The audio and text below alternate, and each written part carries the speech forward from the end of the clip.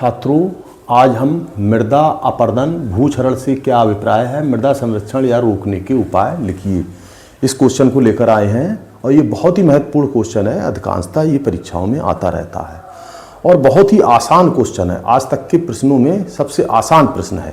तो पहले तो हम ये समझते हैं कि मृदा क्या है। मृदा के बारे में समझ लें। पृथ्वी की ऊपरी उपजाऊ सतह जिस पर हम फसल उगाते हैं, घास फूस उगती है, पेड़ पौधे इत्यादि सभी उग रहे हैं, तो वो उपजाऊ परत होती है, तो को मृदा कहते हैं, जो चट्टानों के टूटने, जैविक पदार्थों और खनिज जल वायु के मिश्रण से बनती है। खनिज जल वायु और चट्टानों के टूटने से क्या बनती है? मृदा बनती है, जिसमें अनेक प्रकार की फसलों को उगाया जाता है। अगला आता है, ये तो बात हो गई मृदा की। और मृदा अपरदन, अपरदन माने होता है कट जाना, क्षरण माने कट जाना। क्वेश्चन को इस तरह से भी पूछा जा सकता है कि मृदा अपरदन किसे कहते हैं, तो भी इसका वही अर्थ है कि मिट्टी का अपने स्थान से कट के अन्य किसी स्थान पर चले जाना। या क्षरण, क्षरण भी यही है, मिट्टी अपने स्थान से क्षीण होकर अन्य स्थानों पर चली जाती है। तो ये सब प्रक्रिया क्या कहलाती? मृदा अपरदन, मिट्टी का कट जाना। लेकिन मिट्टी कटती अपने आप नहीं है, इसके कटने के कोई कारण भी होते हैं, अनेक कारण हैं, जिसमें कुछ महत्वपूर्ण निम्नलिखित कारण हमने इसमें नोट किए हैं। तो इन कारणों को देखते हैं एक एक करके। जैसे मृदा अपरदन, प्राकृतिक कारकों, भूमि, जल, खनिज, वायु के मिट्टी का कटकर एक स्थान से दूसरे स्थान पर चले जाना। अब इन कारणों से मिट्टी एक स्थान से दूसरे स्थान पर चली जाती है, वो इसके ये कारण हैं। जैसे वनों का काटा जाना, वनों को बहुत अधिक मात्रा में हमारे देश में काटा जा रहा है। हम अपने ही देश की बात ले रहे हैं, भारत देश की। क्यों काटा जा रहा है? क्योंकि हमारी सुविधाओं के लिए ही काटा जा रहा है, लेकिन इससे नुकसान बहुत हो रहा है। अनेक सड़कें बनाई जा रही हैं, नेशनल हाईवे बनाए जा रहे हैं, उसके लिए पेड़ पौधों, पहले पतले रास्ते बनाए गए थे, सड़कें बनाई गई थी, अब उनका विस्तार किया जा रहा है और दोनों तरफ पेड़ पौधे जो लगाए गए वो काटे जा रहे हैं। तो इसलिए पेड़ पौधों और वनों का बहुत अधिक विनाश हो रहा है और वनों से होते हुए नेशनल हाईवे भी निकाले गए हैं कुछ। तो इस तरह से वनों को बहुत ज़्यादा हानि हुई है। और वन मनुष्य के लिए क्या है?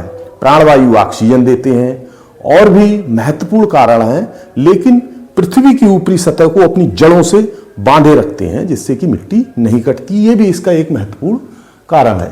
तो अगला है नदियों को तीव्र गति से बहना। नदियां जो हैं बहुत तेज गति के साथ बहती हैं, पहाड़ों पे तो और तेज बहती हैं क्योंकि ढालदार नदियां होती हैं, और अपने यहाँ भी तेज गति के साथ कुछ नदियां बहती हैं। कुछ समतल होती हैं, धीमे चलती हैं, और कुछ बड़ी तेज गति से नदियां चलती हैं।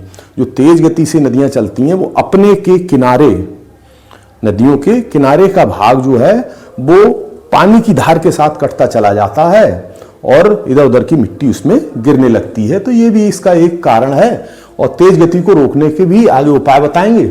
अगला होता है खेतों को जोतकर खुला छोड़ देना। ये भी इसका एक बहुत महत्वपूर्ण कारण है। खेतों की जुताई करी और जुताई करने के बाद खेत को खुला छोड़ दिया। तभी आपने गांव देहात में ये देखा होगा कि खेतों की जुताई करते हैं तो उस पर पाटा लगा देते हैं। गाँव में पटेला भी कहते हैं, लेकिन पाटा पटेला एक ही बात है। तो उस पर लगा दिया जाता है, जिससे क्यों लगाते हैं हमारे पुराने लोग? कि उसकी मिट्टी दब जाए। मिट्टी दब जाएगी तो धूल भरी आंधियां चलेंगी, बहुत तेज हवाएं चलेंगी, तो वो मिट्टी अपने स्थान से नहीं उड़ेगी और वहीं पर रुकी रहेगी। ये भी उसका एक कारण है। और हवाओं का तेज गति से चलना, तो तेज गति से हवाएं चलती हैं, खुले हुए खेत हैं, तो उनके साथ मिट्टी, उपजाऊ मिट्टी हमारी उड़ जाती है, दूसरे स्थानों पर चली जाती है। अगला है पशुओं की चराई द्वारा। अब ये महत्वपूर्ण पॉइंट आता है एक, पशुओं की चराई द्वारा। पशुओं की चराई से भी मिट्टी कटती है। क्यों? पशुओं के खुर जो हैं बड़े हार्ड होते हैं और वो चलते हैं इस तरह से, पैरों से उनके नीचे खुरों से मिट्टी कटती है, और मिट्टी कटती है, आंधियां, बरसात, किसी कारण वो अपने स्थान से दूसरे स्थान पर बहकर चली जाती है। तो ये भी एक इसका कारण है। और एक कारण है ढाल की दिशा में जुताई करना। ढाल की दिशा में जुताई करना, इसको हम बताते हैं। देखो, जैसे खेत है, ढालदार खेत है जी, मान लीजिए, लीजिए ये खेत है, ढालदार है, ये इस तरह से खेत है, ये ढालदार, इसका ढाल जी नीचे को जा रहा है, नीचे जा रहा है। तो इसकी जुताई जो है इस तरह से करते हैं लोग, ऐसे इस तरह से कर देते हैं, क्योंकि उन्हें जुताई करने में बड़ी आसानी होती है। ट्रैक्टर को दूर दूर मोड़ना पड़ता है, 3-4 फेरों में उसकी सही से जुताई होती है, उनकी तेल की बचत होती है और कम समय लगता है, जुताई आराम से हो जाती है। लेकिन इस तरह से लंबवत जुताई ना करके उसकी जो है समांतर क्रम में जुताई करनी चाहिए।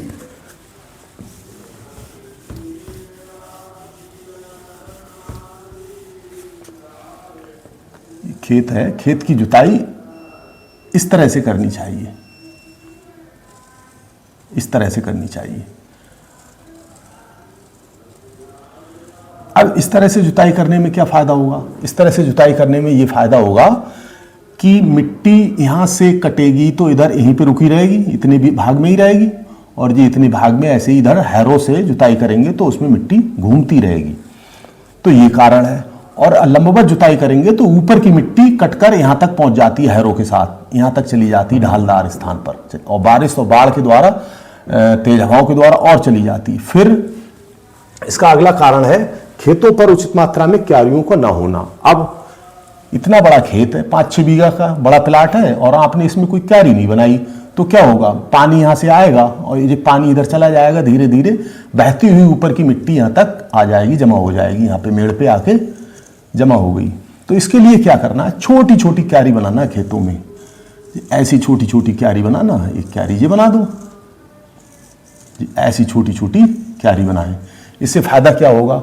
मिट्टी यहां से कटेगी और यहीं पे आके रुक जाएगी, बाद में जुताई करोगे और पाटा लगाओगे, इसमें दिख रहा होगा, इसमें पाटा लगाएंगे तो पाटा से ये सब फैल जाएगी पूरे खेत में, और यहां से पाटा द्वारा यहां तक ले जाने में असंभव है, बहुत मुश्किल काम है, और यहां से इतने से खेत में आपस पाटा द्वारा फैलाई जा सकती है, ऐसे इसकी इसमें, इसकी इसमें, इसकी इसमें।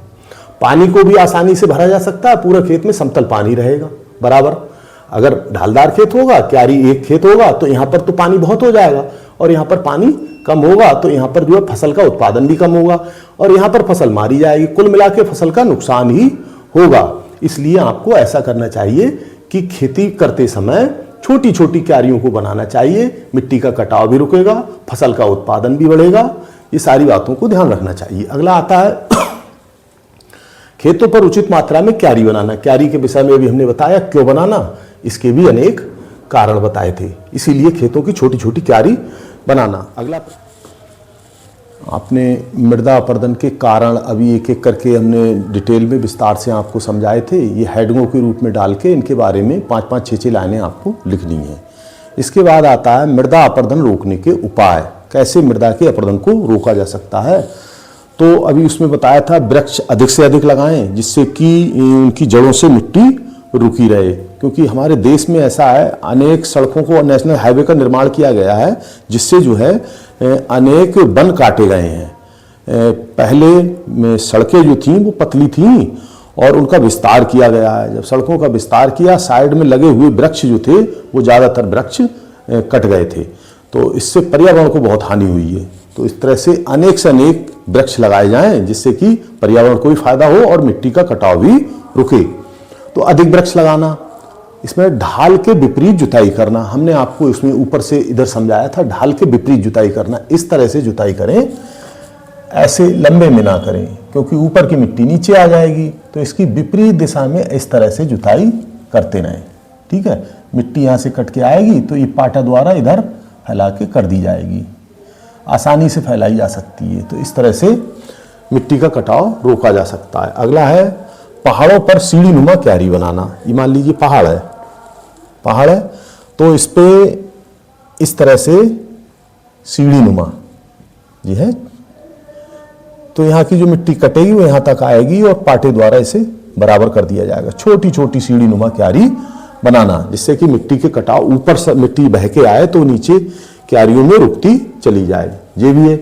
अगला नदियों पर बांध बनाना। बांध का महत्व हमने आपने ऊपर वाले में बताया था, क्योंकि बांध से नदियों का पानी समय के अनुसार छोड़ा जा सकता है। जब आपको पानी की ज़रूरत है तो पानी छोड़ा जाता है। कुछ जाड़े के दिनों में देखा होगा सिंचाई की बड़ी समस्या आती है, तो नहरों का पानी बांध के द्वारा रोका हुआ पानी भेजा जाता है। इससे विद्युत भी तैयार होती रहती है और पानी को सिंचाई के लिए किसानों को उपलब्ध भी कराया जाता है नहरों के माध्यम से। तो ये भी है। अगला है जल के निकास की उचित व्यवस्था की जाए, जिससे कि जल जो है एक निश्चित रास्ते द्वारा उचित स्थान से निकलता रहे, ना कि ऐसा निकले कि ढालदार स्थानों से ज़्यादा पानी बहेगा तो मिट्टी का ऊपर नीचे से ज़्यादा कटाव होता रहेगा, तो इसकी व्यवस्था करनी चाहिए।